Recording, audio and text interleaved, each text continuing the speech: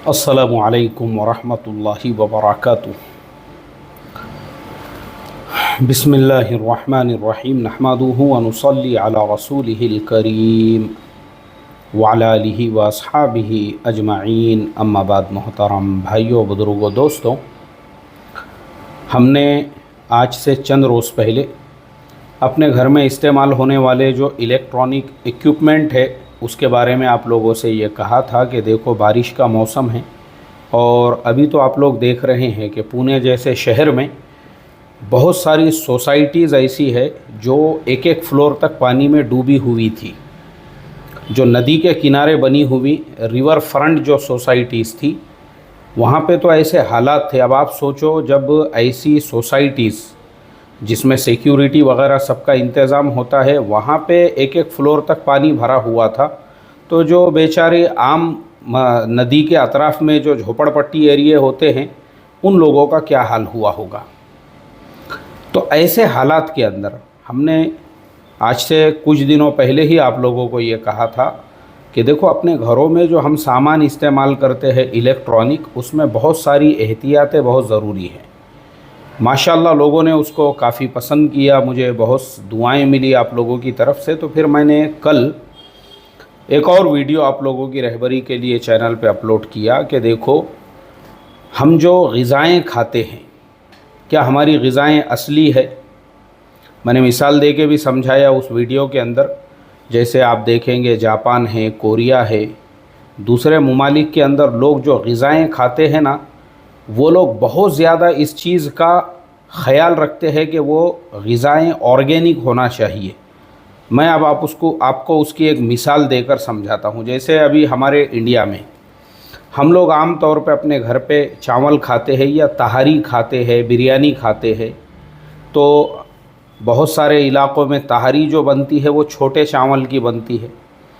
अब वो जो छोटे चावल की तहारी होती है, जैसे लातूर है, नांदेड़ है, परभनी है, इन शहरों की तहारी हर जगह पे मशहूर और मारूफ़ है, लेकिन वो तहारी होती है छोटे चावल की। अब बहुत सारे तहारी खाने वाले जो लोग होते हैं, वो उसकी छोटी प्लेट जो आती है वो इसी 10-10 प्लेटें खा जाते हैं। ऐसे ही बिरयानी होती है, उस इलाके की जो बिरयानी होती है वो भी छोटे चावल की होती है। बिरयानी के जो खाने वाले हैं, जो बड़ी प्लेट होती है, वैसी 2-3 प्लेटें तो लोग आराम से खा जाते हैं। अब ये जो इलाक़ा है, जैसे पुणे है, मुंबई है, हैदराबाद है, और मुरादाबाद की भी एक बिरयानी होती है, वो भी मैंने दिल्ली में खाया हूँ। तो एक मुरादाबादी बिरयानी होती है, हैदराबादी बिरयानी होती है। ये जो बिरयानियाँ हैं, आप देखेंगे इसके अंदर बासमती चावल इस्तेमाल होता है। ये भी कम से कम एक प्लेट तो लोग आराम से खा जाते हैं। अब मैं आपको बताऊं कि उसी साउथ कोरिया के अंदर प्लेटों का कोई सिस्टम नहीं है। वहाँ इतनी कटोरी भर के वो आपको राइस देते हैं, चावल, और वो चावल आपको खाना है फ़िश के साथ में, या जो सूप है, जैसे भी आप खा सकते हैं।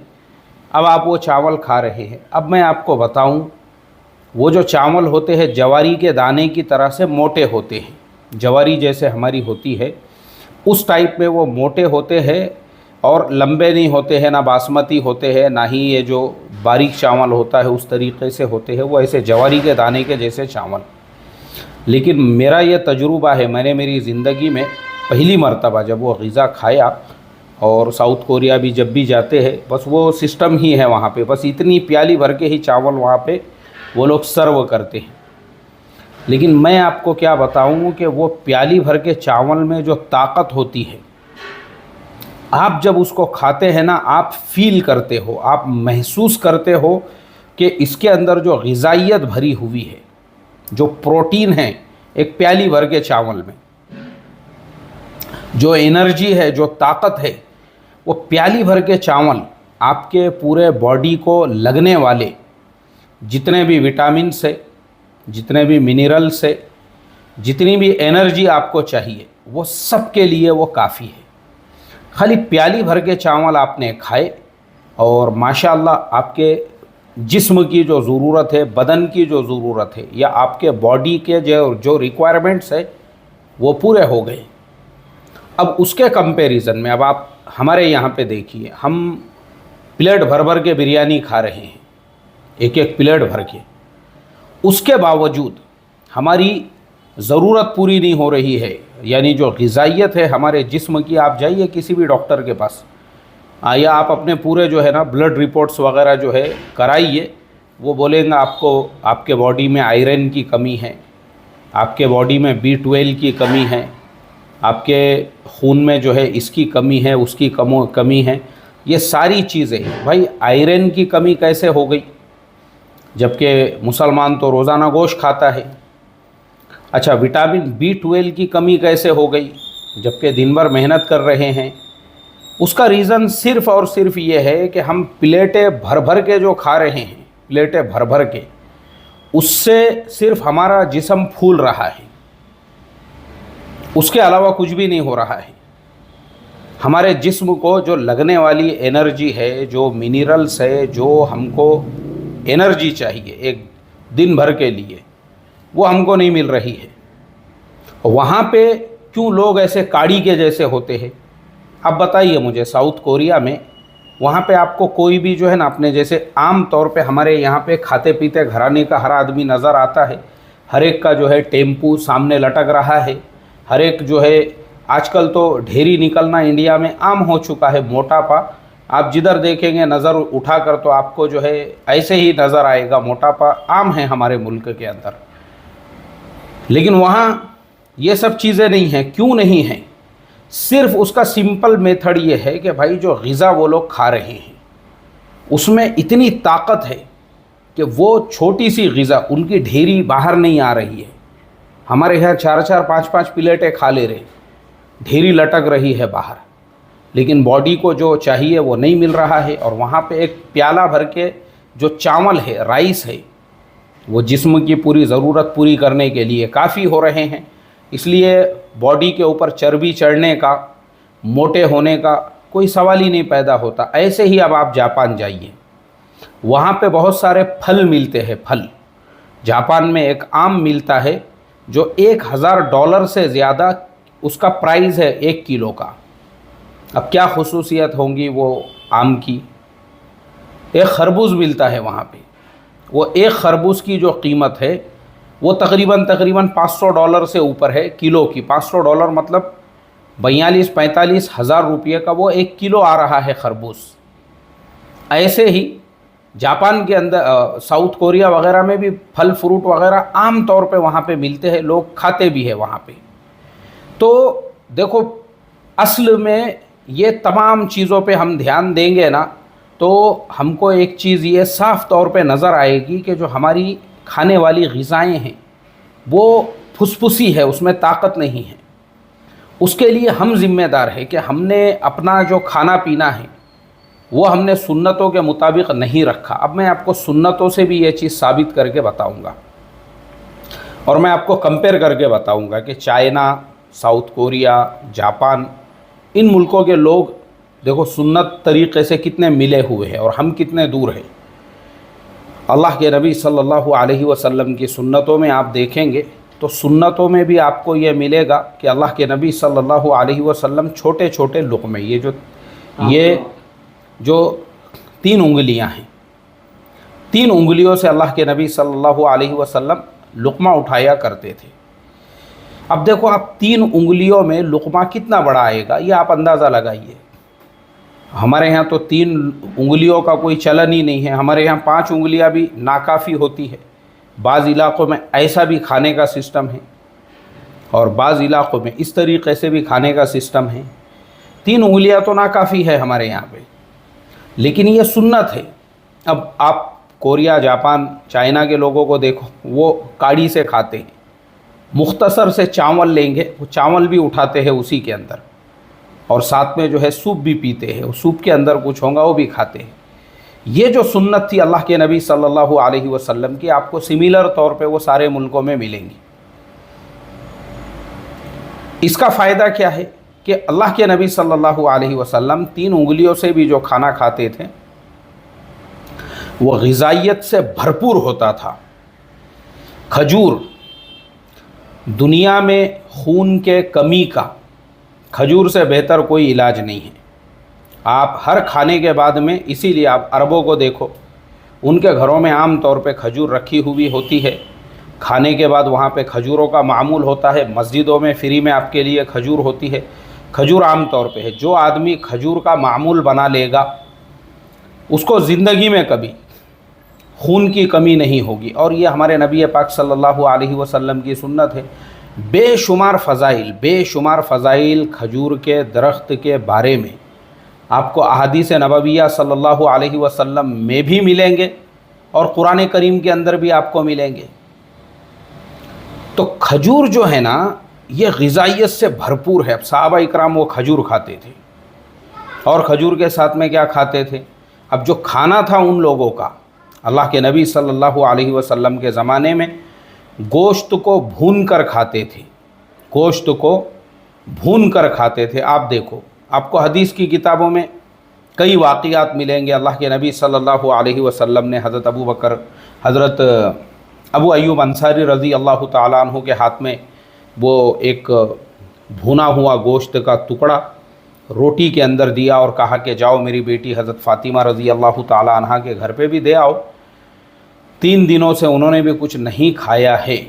और ऐसी आपको कई रिवायतें मिलेंगी जिसके अंदर आपको ये मिलेगा कि गोश्त वो लोग आम तौर पे, अब गोश्त जो है अल्लाह के नबी सल्लल्लाहु अलैहि वसल्लम को गर्दन का और पहुँचा जो सामने का पैर होता है बकरे का, उसको पहुँचा कहते हैं।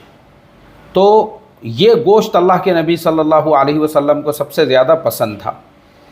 अब हम लोगों को कौन सा गोश्त ज़्यादा पसंद है? आप जाइए अभी गोश्त लेने के लिए, हमारे यहाँ पे जब भी लोग जाते हैं ना, तो एक ज़माने में मेरी दुकान थी किताबों की, वो गोश्त के दुकानों के अतराफ़ में ही थी। तो मेरे बहुत सारे पहचान वाले जो है ना, वो मेरे पास में आके बैठते थे टेबल पे। मैं बोला अरे भाई क्या बात है, गोश्त ले रहे नहीं यार, बोले मांडी फूटी नहीं, बोले अभी तक मांडी फूटी नहीं। मांडी मतलब जो मांडी का गोश्त होता है, गोश्त ही गोश्त होता है उसमें, लेकिन उस गोश्त के अंदर ग़िज़ाइयत नहीं होती है। उसमें ऐसे बड़े बड़े धस्या होते हैं, उसमें ऐसे रेशे होते हैं, उसकी बोटी जो है ना वो एकदम सख्त होती है। और अल्लाह के नबी गर्दन का हम लोग लेना नहीं चाहते, क्यों? बोले गर्दन में बहुत हड्डी रहती है, जबकि ये सुन्नत है। और आप किसी भी गोश्त बेचने वालों से, या हमारे कुरैश बिरादरी के लोग मेरी बात सुन रहे होंगे तो नीचे कमेंट कर सकते हो कि जानवर के जिस्म का सबसे लजीज तरीन जो गोश्त होता है ना, वो गर्दन का ही होता है, गर्दन का। ये सुन्नत है हमारे नबी पाक सल्लल्लाहु अलैहि वसल्लम की। और वो ग़िज़ाइयत से ऐसा भरपूर होता है, उसमें ऐसी भरपूर ग़िज़ाइयत होती है। अब हम क्या करते हैं, गोश्त लाने के बाद उसको पानी में उबालते हैं। हमारे यहाँ उबालने वाला सिस्टम है, और ये उबालने वाला जो सिस्टम है ना, ये आपको कहीं पे नहीं मिलेगा। मैंने इन मुल्कों में भी, वहाँ पे जो है ना, गोश्त का बहुत छोटा हिस्सा उबाला जाता है, वो सिर्फ सूप के लिए।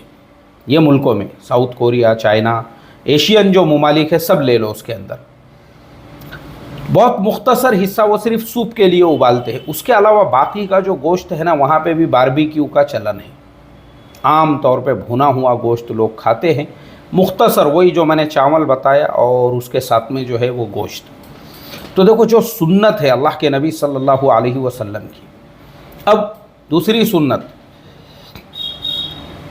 1000 मरतबा हम लोग सुनते रहते वो वाक़या, बोले रोम से एक तबीब आया था मदीनतुल मुनव्वरा में, एक डॉक्टर आया था। बाद में वो वापस जाने लगा तो उसने कहा कि यहाँ तो कोई बीमारी नहीं होता है। तो वो जो वजह थी उसकी, वो वजह ये थी कि ये सुन्नत है अल्लाह के नबी सल्लल्लाहु अलैहि वसल्लम और उनके सहाबा इकराम जब तक शिद्दत की भूख नहीं लगती तब तक खाना नहीं खाते थे, और जब थोड़ी भूख बाकी रह जाती थी उसके बाद अपना हाथ पीछे खींच लेते थे। मतलब बॉडी को जितनी ज़रूरत है उतना ही खाना दो। अब हमारे यहाँ क्या हो चुका है, हम लोग ऐसे फैल गए हुए हैं, ऐसे ढेरियाँ निकल गई हुई है, हम लोग चारों तरफ से ऐसे फैल रहे हैं, चर्बी के थर जम रहे हैं बॉडी के ऊपर।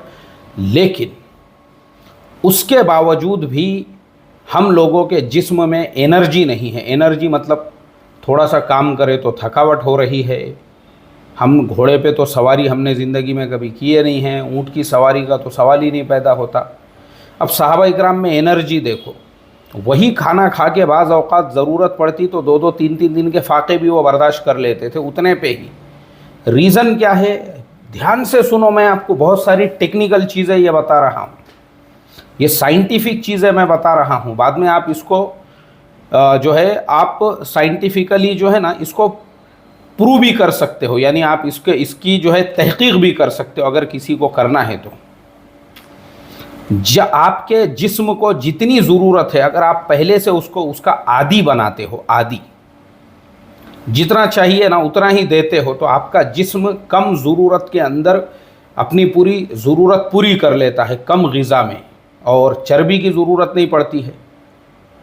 बॉडी में चर्बी जो है वो जमा ही नहीं होती। चर्बी कब जमा होती है, जब तुम इतना खा रहे हो। अब हमारे जिस्मों में हम खा तो खूब रहे हैं, एनर्जी नहीं पैदा हो रही है, ताकत क्यों नहीं पैदा हो रही है? उसका रीज़न ये है, सुबह हम लोग उठ गए नींद में से कि हमको चाय चाहिए, टोस्ट चाहिए, डबल रोटी चाहिए, पहला खाना हमारा वो। उसके बाद फिर ज़रूरियात से फारिग हुए, फिर नाश्ता चाहिए। नाश्ते में क्या है, पोहे है और भजिए है, जिलेबी है, गुलाब जामुन है, या फिर जो है इडली है, डोसा है। अभी नाश्ता हो गया हमारा, अभी थोड़ी देर पहले ही हमने चाय पिए थे। नाश्ता हो गया, अब दुकान पे चले गए या ऑफिस में चले गए या काम पे चले गए। बाज़ औक़ात रास्ते में कोई पहचानत वाला मिल गया, उसके साथ में चाय पी रहे हैं। फिर यह अब एक आपका और एक्स्ट्रा खाना हो गया। अब ऑफिस में या फिर आप अपने दुकान वगैरह पे गए, अभी आपको बैठ के ज़ोहर का वक्त भी नहीं हुआ था कि दोपहर के खाने का टाइम आ गया। नाश्ता हज़म भी नहीं हुआ, अभी उसकी डकारें चालू है कि आपको जो है दोपहर के खाने का टाइम आया। अब दोपहर का अभी खाए थे, वो दोपहर का अच्छी तरह से मगरिब तक हज़म भी नहीं हुआ था कि घर को गए, वापस से दस्तरखान बिछा हुआ है। अब घर के ऊपर भी अलग अलग तरह की चीज़ें हैं, या फिर कहीं पे दावत में जा रहे हैं।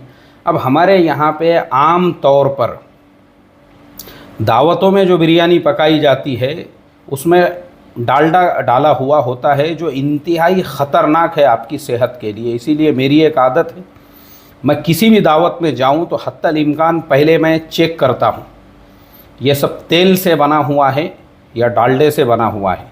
तेल से है तो ठीक है, कोई बात नहीं है, लेकिन डालडे से अगर बना हुआ है तो फिर मैं नॉर्मली बैठ जाता हूं और फिर खाने को अवॉइड ही करता हूं कि नहीं भाई, अपने घर को जाके जो है जवारी बाजरी की रोटी खाया हुआ पुरता है। ये डालडा, ये जहर कौन अपने पेट के अंदर डालेगा? इतना ख़तरनाक होता है वो डालडा, पूरे बॉडी को अंदर से आपके जाम कर देता है। और हमारा प्रॉब्लम यही है, हमारे यहाँ आम तौर पे बिरयानियों में डालडा डाला जाता है, और हम कैसे खाते हैं? गंदगी में। अभी मैं आपको थोड़े दिनों पहले का वाक़या सुनाता हूँ। मुझे एक बस्ती में जाने का मौका मिला, और मैं जब वहाँ के फंक्शन हॉल के अंदर पहुँचा ना, तो मैंने देखा कि वहाँ पे जो गिलाज़त है, मतलब जो गंदगी फैली हुई है। एक तो वहाँ पे चटाइयाँ बिछी हुई है, जो फंक्शन हॉल का जिस दिन उद्घाटन हुआ था, जो नई चटाइयाँ थी, मुझे लगता उस दिन से वो चटाइयों को उठाया नहीं गया, वहाँ पे झाड़ू नहीं मारी गई, उसको साफ़ नहीं किया गया। तो मैंने किसी से पूछा, मैं बोला भाई ये फंक्शन हॉल जो है ये फ्री में है, मुफ्त में है क्या? बोले नहीं नहीं यार मुफ्ती साहब, ऐसी कैसी बात कर रहे हैं आप, फ्री में कैसा रहेगा? ये इसके चार्जेस है, रोज़ाना का जो है 15-20 हज़ार रुपये इसका किराया है। तो मैंने कहा कि 15 से 20 हज़ार जो किराया है वो काय का है? ये कचरे पे बैठने का। अच्छा, वहीं पे जो लोग आए हुए हैं ना, उन्होंने इस्त्री के एकदम बेहतरीन कपड़े पहने हुए हैं, और वो लोग बिंदास बैठ गए वही कचरे वाले जो है चटाइयों के ऊपर। मैंने कहा ए अल्लाह, हम मुसलमान हैं। वो जो सुन्नत, अब ये जो चौथी सुन्नत है कि अल्लाह के नबी सल्लल्लाहु अलैहि वसल्लम तनज़्ज़फ़ू फ़इन्नल इस्लाम नज़ीफ़ुन, साफ़ सुथरे रहो, क्योंकि इस्लाम साफ़ सुथरे लोगों का मज़हब है। ये हमको सिखा कर गए, अत्तहूरु शतरुल ईमान कह कर गए।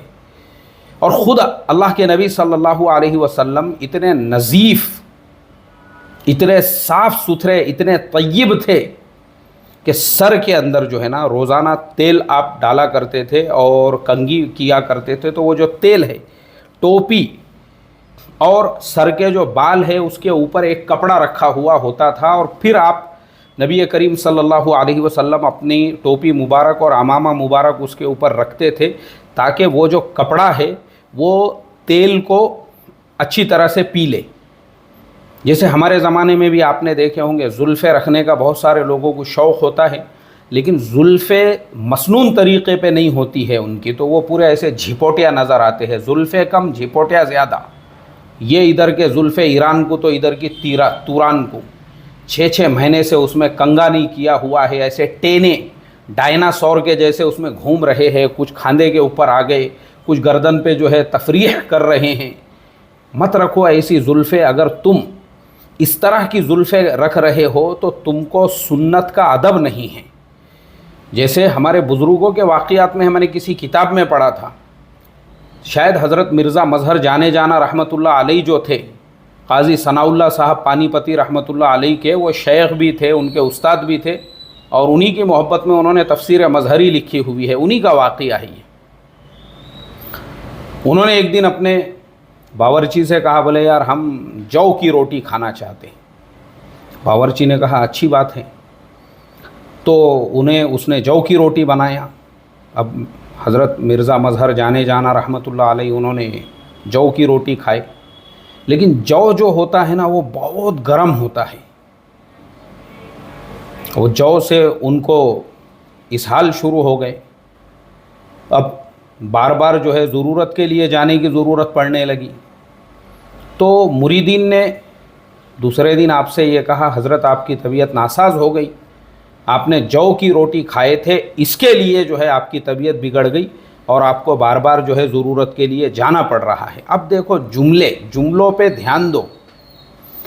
हज़रत मिर्ज़ा मज़हर जाने जाना रहमतुल्लाह अलैह ने ये फरमाया कि अरे भाई ऐसा मत बोलो कि जौ की रोटी खाने से ऐसा हो गया या हम उस सुन्नत पे अमल करना। अरे असल में गलती हमारी है, हम कमज़ोर है, हमने अपने आप को उस सुन्नत के लायक समझा, लेकिन हम उसके लायक नहीं थे। जुमले पे ध्यान दो आप। ये वाकई में कैसे लोग थे यार वो। मैं मेरे पास में वो पुरानी किताबें हैं, कभी कभी रात में मैं पढ़ता हूँ ये सारे वाक़ियात ना। हज़रत मिर्ज़ा मज़हर जाने जाना रहमतुल्लाह अलैह ने मुरीदीन को कहा, हमने अपने आप को इस लायक समझा, उस सुन्नत के ज़िंदा करने के लायक समझा, लेकिन हम उसके लायक नहीं थे।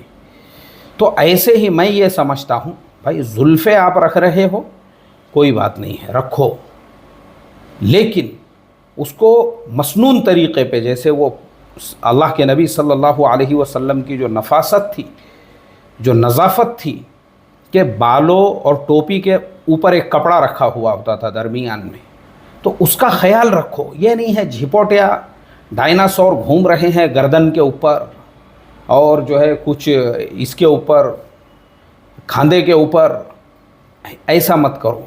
तो सेम टू सेम मैंने वो हॉल वालों का भी हाल देखा, गंदगी फैली हुई है। अच्छा गंदगी तो गंदगी, जैसे ही वो निकाह हुआ वो बैठे हुए लोग एक दूसरे की तरफ मुंह करके बैठ गए, वही रेती के अंदर। अरे अरे अरे अरे, वहीं दस्तरखान, वो लाल दस्तरखान, रिज़्क़ अपना खाता है तेरे दस्तरखान पर। वो लाल दस्तरखान बिछाया गया, वो दस्तरखान भी जब से ख़रीदे थे उसको धोया नहीं गया है, बदबू मार रहा है, वो तेल के धब्बे निशानात पड़े हुए हैं। और जो प्लेटों में लोग खा रहे हैं उसको धो रहे नहीं, वो प्लेटें वापस जो है दी गई धोने, वो मतलब वो लेके गए, उसको कपड़ा से पोछारा मारे, वही प्लेटें। और लोग जो है ना अभी जो खा रहे उनके पीछे दूसरी लाइन लगा के खड़े हो गए, मतलब वो उठे भी नहीं अभी, कि वो वैसे ही वो जो रिस्क अपना खाता है तेरे दस्तरखान वाला जो दस्तर बिछा हुआ था उस पर पूरी हड्डियाँ फैली हुई है, और जो खाने वाले लोग हैं उसी के ऊपर बैठ गए, बस उसी पे कार्रवाई चल रही है। अरे यार, मैं बोला भाई अब मैं थोड़ा सा बोलूँगा ना तो ज़्यादा हो जाएगा, एडवांस हो जाएगा, कि दूसरे मुल्कों में लोग अपने जानवरों को भी इससे बेहतर तरीक़े से खाना खिलाते हैं। ये मैंने मेरी आँखों से देखा हूँ। जानवरों को जो खिलाते हैं ना, जानवरों को, अपने घोड़ों को, अपने बैलों को, अपने गायों को, उनको भी एकदम साफ़ सुथरी जगह में एकदम बेहतरीन तरीक़े से उनको खाना सर्व करते हैं। उनके लिए भी जो है ना हज़ारों रुपयों के। मैं साउथ कोरिया गया था, तो हमारे एक स्टूडेंट ने दावत दी, उनके घर पे मैं जा रहा था, तो दरवाज़े के बाहर मैंने देखा एक थैला रखा हुआ है। मैं बोला भाई ये काहे का थैला है? बोले ये जो थैला है ये हमने ऑनलाइन मंगाया हुआ है। अच्छा, मैं बोला ऑनलाइन की क्या काम क्या आता है? बोले इसके अंदर ये जो पूरा खाना भरा हुआ है ना, तो ये हमारे परिंदों के लिए, मतलब घर के अंदर जो परिंदे वगैरह उन्होंने पाल कर रखे हुए थे, परिंदे मतलब मुर्गियाँ हैं, वहाँ पे भी लोग पालते हैं, कबूतर है, जो हमारे घर के पेट्स है, ये उनके खाने के लिए ऑनलाइन मंगाते हैं। तो मैं बोला यार उनको जवारी बाजरा नहीं डालते क्या? नहीं, बीमार हो जाएंगे ना, बोले वो जवारी बाजरा डालेंगे तो। अच्छा, मैं बोला नहीं, उनका ये अलग से जो है ना ये डाइट आता है। आप सोचो, लोग जानवरों को, अपने जानवरों को, उनको भी जो है ना इस तरीक़े से नहीं खिलाते हैं, और फिर आप बोलते हैं कि बीमारियां आम हो चुकी है। मुझे बताओ ना, आप में सफाई सुथराई नहीं है। उस मुल्क में 80 से 90 साल लोग क्यों जीते हैं? मैंने जो कहा ना आपको, सुन्नतों से आप कंपेयर करो। इधर मेरे आका हज़रत मोहम्मद मुस्तफ़ा सल्लल्लाहु अलैहि वसल्लम की सुन्नत, कुरान करीम में बार बार हलालन तय्यबा इसीलिए कहा कि पाक खाओ, साफ़ सुथरा खाओ, ऐसा जानवरों के जैसा मत खाओ। ऐसा दूसरे मुल्कों में लोग अपने जानवरों को, अब मैं थोड़ा और एडवांस में बोलूँगा, अल्लाह मुझे माफ़ करे, कुत्तों को भी नहीं खिलाते हैं। कुत्तों को, जो उनके पास पाले हुए कुत्ते हैं ना, उनको भी बाहर से ऐसा खाना मंगाते हैं, पूरे अदब से, एहतराम से, प्यार से, मोहब्बत से बिठा के, पूरे रिस्पेक्ट के साथ में उनको भी खाना खिलाते हैं। तो हमारा बेसिक प्रॉब्लम, हमको खाना ही नहीं मालूम है। जो हम दस्तरखानों पे रिज़्क़ अपना खाता है तेरे दस्तरखान पे, और उसको ख़रीदे जब से जो है धोया हुआ नहीं है, मारा बदबू, वो हड्डियाँ पड़े हुए है उस पर कि मारा मारी दूसरे के गर्दन पे बैठ गया। एक लारे बोले यहीं मुश्काब दे दे मेरे को, शुरू कर देता मैं कार्रवाई इसके सिर के ऊपर ही। ये हमारा हाल है। तो इसके लिए हमारे यहाँ पे क्या है, अब हम ऐसा तो खा रहे हैं। तो मैंने जैसा वो बताया आपको कि वो जो तबीब था वापस चले गया। बोले ये लोग भूख जब तक शिद्दत की नहीं लगती उस वक्त तक खाना नहीं खाते, और जब थोड़ी भूख बाकी रह जाती खाना छोड़ देते। सेम टू सेम मैंने यही हाल इन मुल्कों में देखा हूँ। सिर्फ 2 वक्त लोग वहाँ पे खाना खाते, और खाना भी कैसा खाते हैं, जैसे ही सूरज गुरूब हो गया, सूरज जैसे ही गुरूब हुआ यानी मगरिब के वक्त में वहाँ का डिनर शुरू हो जाता है। लेट वहाँ पे कोई भी नहीं खाता है। और हमारे यहाँ हाल ये है कि वो निकाह का टाइम मगरिब बाद रखा हुआ है, तो ईशा के बाद निकाह हो रहा है, खाना रात में 11 बजे शुरू हो रहा है। भाई मैं क्या बोलूँ, इससे क्या होगा, आपकी ढेरी बढ़ेंगी। फिर वही हो रहा है, ढेरियाँ बढ़ रही है, खाने पे खाना। अच्छा, वो लोग खाना भी बहुत, मैंने जो बताया ना, इतने चावल काफ़ी उनको, बस एक मुख्तसर सी ग़िज़ा उतना खा लिए अपना, यानी ज़रूरत अपनी पूरी हो गई, बस काफ़ी है। अब हमारे यहाँ हाल क्या है, मारा मारी चल रही है। लेग पीस नहीं मिला तो वो दूल्हे के दोस्त ने जो है बरतने वाले के सर पे कटोरा मार दिया। हैदराबाद का वाक़या है, जगह पे मर गया वो बेचारा बरतने वाला। क्यों? अरे बोटियाँ नहीं थे बोले कटोरे में। बोटियाँ, ज़िंदगी में कभी इन्होंने बोटियाँ खाई नहीं, इनकी 7 पुश्तों को मालूम ही नहीं है बोटियाँ। अब बोटियों के लिए मारा मारी चल रही है। बोटियाँ टलिया खींच इधर उधर। अब बोटियों के चक्कर में खा खा के जो है ना वज़न डबल टिबल हो गए, मगर फिर बोटियाँ चाहिए। 3 टाइम खा रहे, फिर भी दावत में एक आधी बोटी कम नहीं होना चाहिए। तो हमारा हाल ये है कि बदन को जितनी ज़रूरत है उससे ज़्यादा, अब ये भी मैं आपको ऑथेंटिक तरीक़े से बताऊंगा। मैं हमारी कंपनी के अंदर, मैं कल्याणी नगर में बैठता था कोरोना से पहले, क्योंकि अभी तो सब ख़त्म कर दिए उन्होंने, सब उठा दिए, सारी बिल्डिंगें वगैरह सब खाली हो गई और घरों से काम दे दिए सब लोगों को। कोरोना से पहले जब मैं वहाँ पे बैठता था तो हमारे बिल्डिंग के अंदर एक अपोलो हॉस्पिटल का एक डॉक्टर भी बैठता था। वो आता था एम्प्लॉइज़ को, किसी को कुछ बीमारी है तो उसका ट्रीटमेंट करने के लिए। तो मुझे जो है बाज़ औक़ात बैठे बैठे जो है ना गर्दन में यहाँ दर्द होता था, एक साथ कंप्यूटर पे लैपटॉप पे देखने की वजह से। ज़्यादातर लोगों को यही प्रॉब्लम होता था, तो मैं कभी कभी उसके पास में जाता था, डॉक्टर के पास में। तो एक दिन मैंने वो डॉक्टर से कहा, देखो बहुत ध्यान से सुनने वाली बात है ये। एक दिन मैंने उस डॉक्टर से कहा, मैं बोला यार डॉक्टर साहब ऐसा काम करते करते है जो है ना बाज़ औक़ात बहुत ज़्यादा थकावट महसूस होती है। तो मैं ऐसा सोच रहा हूँ कि टीवी में ऐड बताते हैं गोली का, और उसको बड़े बड़े फिल्म स्टार आके जो है उसका प्रचार करते हैं। मैं शुरू करूँ क्या? मैं बोला ताकत के लिए। अब वो डॉक्टर साहब के जुमले देखो, उन्होंने बहुत प्यारी बात बोले और मैं आज तक उनकी उस बात पे अमल करता हूँ। उन डॉक्टर साहब ने बोले देखो, जब आपके जिस्म की ज़रूरत यानी जितनी एनर्जी आपको चाहिए वो खाने से पूरी हो रही है और आप एक्स्ट्रा एक चीज़ खा रहे हो, यानी बाहर से अगर कोई गोली खा रहे हैं आप, या आप जो है एनर्जी की ड्रिंक ले रहे हो या एनर्जी का डब्बा ले रहे हो, तो उससे क्या होगा, आप अपने बॉडी की आदत को बिगाड़ रहे हो। अब कुछ दिनों में क्या होगा बोले, फिर बॉडी को उसकी आदत लग जाएंगी, फिर बॉडी बोलेंगी भाई रोज़ सुबह में मुझे वही चीज़ चाहिए, नाश्ते के अंदर भी मुझे वही चाहिए। अब आप जो है वो कॉर्नफ्लेक्स आते हैं, इसी तरह से जो है डब्बे आते हैं एनर्जी के, एनर्जी ड्रिंक आती है। बोले ये सारी चीज़ें बिल्कुल अवॉइड करने का, अपने बॉडी की आदत को बिगाड़ना नहीं है। अगर तुमने उसकी आदत को बिगाड़े तो फिर बाद में बहुत परेशानी है, फिर ज़्यादा वीकनेस होगा। तो मैंने ये चीज़ पे गौर किया कि अल्लाह के नबी सल्लल्लाहु अलैहि वसल्लम के ज़माने में और सहाबा इकराम वो क्यों उस वक्त तक नहीं खाते थे जब तक उनको शिद्दत की भूख नहीं लगती थी। इसलिए क्योंकि उनके बॉडी की जो ज़रूरत है ना, वो जितना खा लेते थे उससे पूरी हो जाती थी, और हाथ पीछे जो खींच लेते थे उनको पता था बस इतना खाना हमारे बॉडी की ज़रूरत के लिए काफ़ी है। उससे वो एकदम चुस्त रहते थे, तंदुरुस्त रहते थे। सेम टू सेम यही चीज़ को ये एशियन मुल्कों ने अप्लाई किया। आप देखो ये सारे मुल्कों के अंदर, आपको पता है ये सारे मुल्कों में जो आर्मी की ट्रेनिंग है वो कंपलसरी है हर आदमी के लिए। हर आदमी को 2 साल आर्मी में देना पड़ता है ये सारे मुल्कों के अंदर। वो 2 साल की ट्रेनिंग के बाद तुमको क्या करने का है तुम करो। तो हर आदमी वहाँ का चुस्त होता है, एकदम तंदुरुस्त होता है, वो चलता है, फिरता है, काम करता है, वज़न उठाता है, सब कुछ करता है। वो क्यों? उसके बॉडी में एनर्जी है उतनी, और खाना वो उतना ही क्यों खाता है? क्योंकि उन्होंने उनके बॉडी को उसकी आदत डाली, भाई तेरे को बॉडी इतना ही खाना मिलेगा और उतना काफ़ी है। इंसान का जिस्म बहुत ताकतवर होता है, याद रखो। हमने उसकी आदत कैसे बिगाड़े?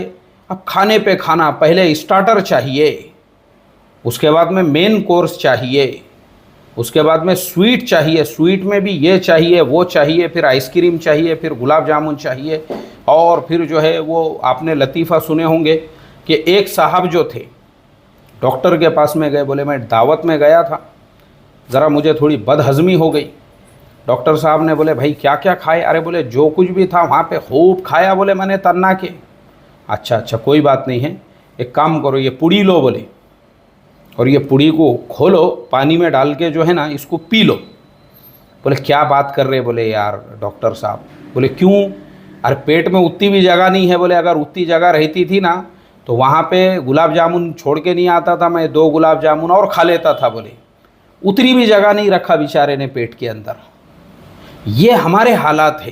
तो प्रॉब्लम यही है, हमने अपने बॉडी की आदत को बिगाड़े, तो अब हमारे बॉडी को क्या हो गया हुआ है, चर्बी की आदत पड़ गई हुई है। चर्बी के थर क्या थर, कितना भी खाओ तो ज़रूरत पूरी ही नहीं हो रही है। तो इसलिए देखो मैंने आज आप लोगों को सुन्नत से ये जो साबित करके बताया हूँ, अगर हम सुन्नतों पे आ जाते हैं ना तो मैं ये समझता हूँ कि खाने पीने का हमारा तरीक़ा ये ऐसा, हमको रिकाबिया भर भर के, मुश्काब भर भर के खाने की ज़रूरत ही नहीं है।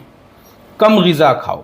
2-4 फार्मूले मैं भी आपको बता देता हूँ चलते चलते। अब सुबह सुबह रोज़ाना 8 अखरोट रोज़ सुबह में, रात में भीगने को डालने का, सुबह में जो है वो 8 अखरोट एक आदमी ने, मतलब घर के हर मेंबर के लिए 6 से 8 तक, यानी 6 रखो या 7-8 रखो।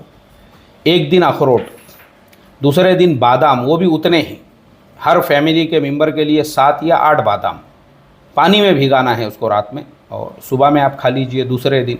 तीसरे दिन जो है सेम टू सेम ऐसा ही आपको करना है पिस्ते के साथ में, एक दिन अखरोट, एक दिन बादाम, एक दिन पिस्ता।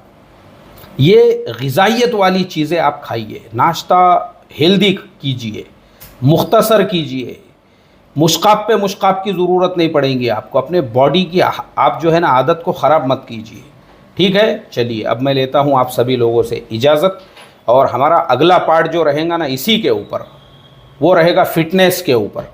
आप लोगों ने अपने फ़िटनेस का, अपने हेल्थ का कैसे ख्याल रखना चाहिए, कैसे एक्सरसाइज वगैरह करना चाहिए। अस्सलामु अलैकुम वरहमतुल्लाहि वबरकातुहू।